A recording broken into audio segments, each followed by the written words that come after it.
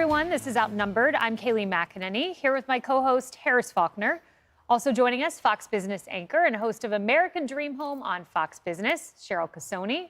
Culture Plus co-founder and CEO Lily Gil Valletta, and co-anchor of America's Newsroom, Bill Hemmer, is here. Happy Monday. Happy Monday. Yeah. Well, we begin. He said happy Monday. So. Happy Monday. Yeah. We begin with explosive weekend allegations. It's Monday, but of course they buried all this on the weekend. You can't even keep up with it. There was so much. 3 bombshell reports on Hunter Biden and reporting on the Department of Justice's investigation. It's been 10 days since the DOJ's Hunter probe moved into the hands of Special Counsel David Weiss. And some members of the left-wing media are now offering a new look into the days before the end of Hunter's infamous plea deal. A new report from the New York Times, it was explosive, claims that the U.S. Attorney Weiss was close to letting Hunter off the hook earlier this year. That's right, no plea deal, just off the hook. Weiss reversed course, however, conveniently when the 2 IRS whistleblowers described a pattern of political interference into their investigation. That's not the only news surrounding the newly crowned special counsel. The Washington Post, they reported that David Weiss worked alongside Hunter Biden's late brother, Beau Biden, back in 2010. And there was more, one more. The new report from Politico claiming that Hunter Biden's lawyers vowed to put President Biden on the witness stand if Hunter faced criminal charges. Hunter's then attorney, Chris Clark, reportedly said the trial would work to create a, quote, constitutional crisis. I call this, Harris, the Chris Clark pressure campaign. This is Hunter's attorney. And here's a little insight into how he pressured federal prosecutors. This was also from the New York Times. Mr. Clark began by telling Mr. Weiss that his legacy would be defined by how he handled this decision. If his host somehow missed the message, Mr. Clark followed up with an even more dramatic gesture. Listen to this one.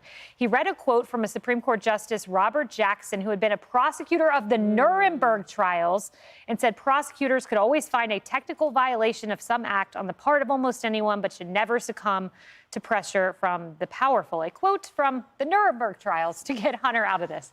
Look, I'm starting to really believe those former federal prosecutors and attorneys who've been telling me that this was really Biden's way of communicating that all the jobs were in jeopardy. And in fact, Phil Holloway joined me last hour, and he said, look, they are very afraid of Joe Biden. And I wondered why. Why doesn't somebody have their back? They technically, Kayleigh, are all whistleblowers. If anybody at the DOJ at this point wants to come forward and just tell the truth about what they've been through in terms of, you know, having to contact Hunter Biden's team, contact the White House, let people know when the FBI might want to sit down with him, those sorts of tips and tip-offs and all of that.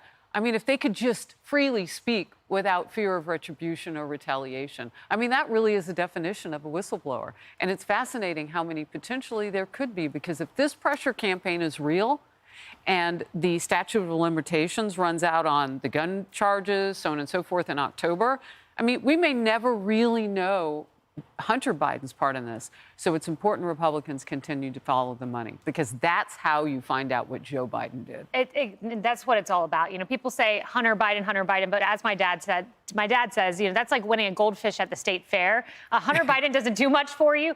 All of this is about Joe Biden and Republicans who promise, you know, a lot.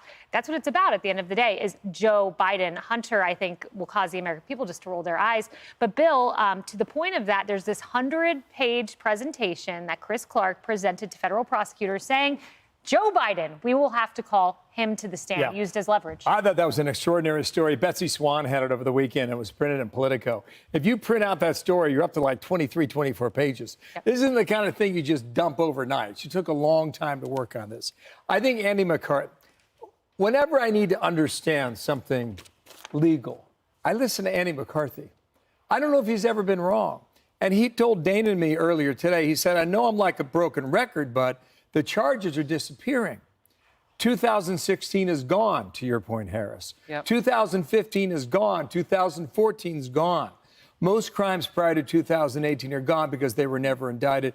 All the tax charges prior to 2017 are gone. He says the case is disappearing by the day. And then what we see in the stories reported over the weekend is the intimidation they believe on behalf of Joe Biden. McCarthy says the blowback's going to be against them career-wise, professional-wise, et cetera. Look, Andy McCarthy has yet to be wrong. I would trust his opinion on this story today. Yeah, he's been on this. Great thread on his Twitter, by the way, or X, I should say, going through all of these details. There were a lot of them, Cheryl. But this is one that he isolated that really stuck out to me quite a bit. New York Times, 2 sentences here.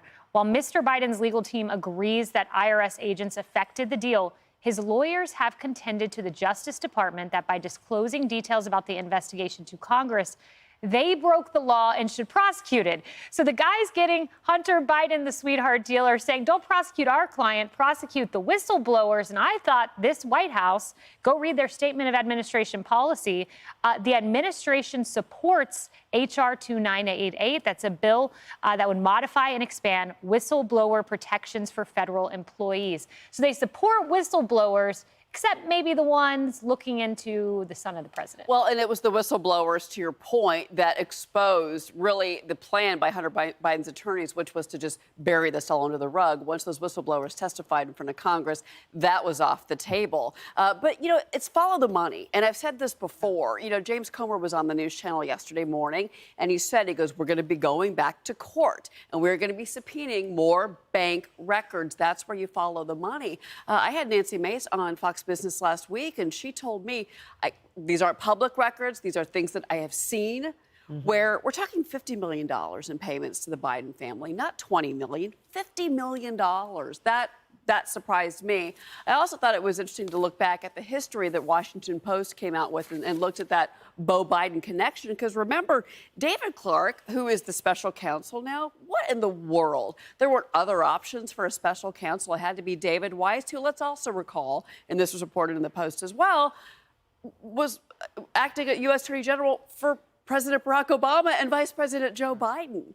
And Lindsey Graham has come out and said, you know, we gave the guy a chance, compromised. Other Republicans on the Hill, compromised. This is not the right person to be leading this investigation. So even if Hunter Biden does face something, you tell me some other American out in this country that would have faced the same charges that Hunter Biden faced, not just the tax charges, but also the gun charge, and they would have gotten that plea deal, which luckily was thrown out by the judge. Yeah, one of these interesting things Comer is looking into are these emails from then Vice President Biden under a pseudonym. He emailed as Robin Ware, Robert L. Peters, J.R.B. Ware, which apparently the Obama White House said was not anything unordinary. It's as if, you know, you get a lot of public emails to your well-known name, Joe Biden, so people in the White House would use a pseudonym.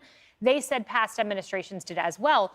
That caveat aside, what was interesting to me is that Hunter Biden was CC'd on some government emails. And I'm just trying to think to myself, I mean, my government email, it's not like I was out there CCing family members. That's a really uncommon thing to do. CCing him on this public schedule, and this is, of course, as he's running point on Ukraine. These raise some really big questions about not Hunter, but Joe. Absolutely. And there is now enough evidence that is accumulating. And while we talk about the technicalities here, the public opinion, the court of public opinion has spoken.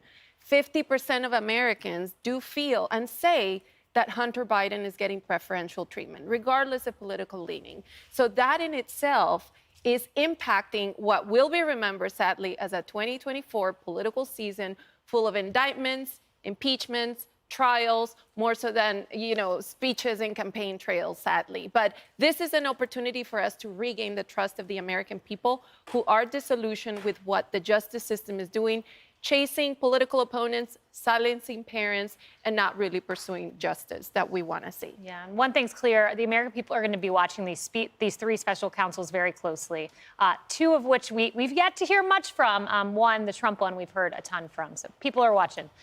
Hey everyone, I'm Emily Campagno. Catch me and my co-hosts Harris Faulkner and Kaylee McEnany on Outnumbered every weekday at 12 p.m. Eastern, or set your DVR. Also, don't forget to subscribe to the Fox News YouTube page for daily highlights.